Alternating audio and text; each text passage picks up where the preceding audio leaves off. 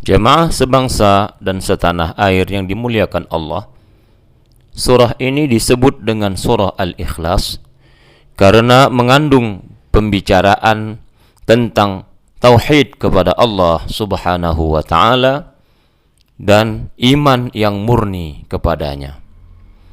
Sebagaimana surah tersebut memurnikan manusia dari perbuatan syirik dan menyelamatkan manusia dari neraka. Surah Al-Ikhlas ini tergolong surah yang banyak namanya, antara lain surah As-Samad, surah Al-Ma'rifah, surah At-Tajrid, surah An-Najat, surah Al-Wilayah, dan surah Al-Bara'ah. Dalam suatu riwayat dijelaskan bahwa Rasulullah sallallahu alaihi wasallam biasa menyebut surah Al-Ikhlas ini dengan surah Qul huwallahu ahad, sebagaimana menyebutnya dengan asas atau dasar, karena surah Al-Ikhlas ini berbicara tentang asas atau dasar Islam, yaitu tauhidullahi ta'ala, bagaimana mentauhidkan Allah ta'ala dan ikhlas semata mengharap kemuliaan Allah Subhanahu wa ta'ala. Surah Al-Ikhlas ini disebut dalam beberapa Quran atau mushaf Tunisia dengan surah At-Tauhid karena banyak ayat-ayatnya menetapkan dan memantapkan ketauhidan manusia kepada Allah atau keesaan Allah Subhanahu wa ta'ala. Dan disebut juga dengan surah Mani'ah, penghalang, yakni menghalangi manusia atau hamba-hamba Allah dan menyelamatkan mereka dari api neraka dan azab kubur. Jemaah sebangsa dan setanah air, selanjutnya kita akan membahas tentang tafsir surah Al-Ikhlas. Ayat pertama, Qul huwallahu ahad. Qul artinya katakan. Perintah ini ditujukan Allah Subhanahu wa ta'ala kepada Rasulullah sallallahu alaihi wasallam dan umat Nabi Muhammad sallallahu alaihi wasallam. Qul al-khitab lirrasuli alaihi salatu wassalam walil ummah aydan. Yakni Allah memerintahkan kepada Nabi Muhammad sallallahu alaihi wasallam dan umatnya untuk mengakui bahwa Allah zat yang satu, zat yang wajib disembah, dan zat yang memiliki ajaran dan aturan yang satu yang diwahyukan Allah kepada Nabi Muhammad sallallahu alaihi wasallam melalui malaikat Jibril alaihi salam yang wajib dipatuhi dan dijalankan umat dalam hidup dan kehidupan ini. Tidak ada yang menyerupai Allah dan tidak ada sekutu bagi Allah Subhanahu wa ta'ala. Ayat ini menegaskan kepada manusia bahwa Allah adalah zat yang satu. Allah memiliki ajaran yang satu.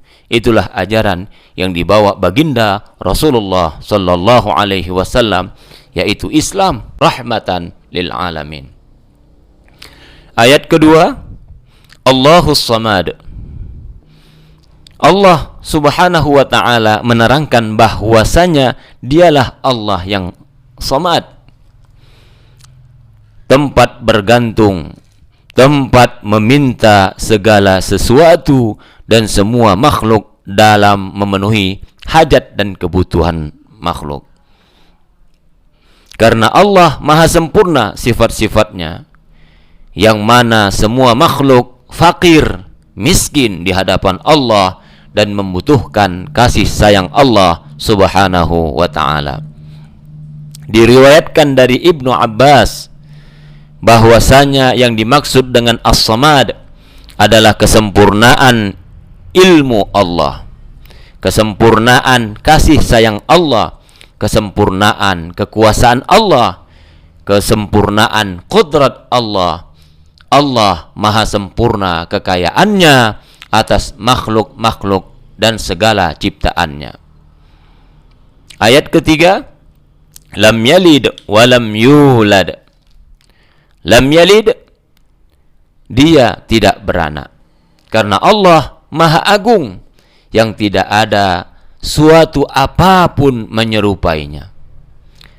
Lam yalid ini juga merupakan bantahan Allah atas 3 golongan Bani Adam atau anak keturunan Adam yang menentang Allah Subhanahu wa ta'ala.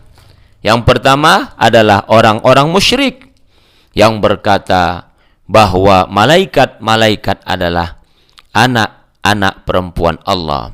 Al-musyrikuna qalu innal malaikata banatullah. Yang kedua, orang-orang Yahudi berkata Uzair anak Allah. Al-Yahudu qalu Uzairu ibnullah. Yang ketiga, orang-orang Nasrani berkata Al-Masih Isa anak Allah. An-Nasara qalu Al-Masih ibnullah. Maka Allah bantah perkataan mereka dengan ayat Allah, lam yalid wa lam yulad.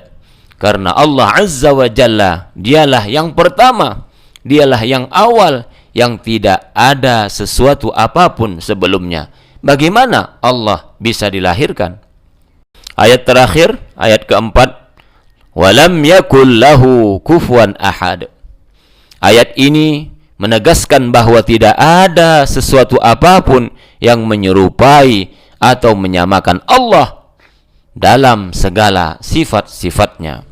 Bahkan Allah Subhanahu wa ta'ala meniadakan atau membantah bahwa dirinya beranak atau dirinya diperanakkan, dan tidak ada sesuatu apapun yang setara dan menyerupai Allah Subhanahu wa ta'ala.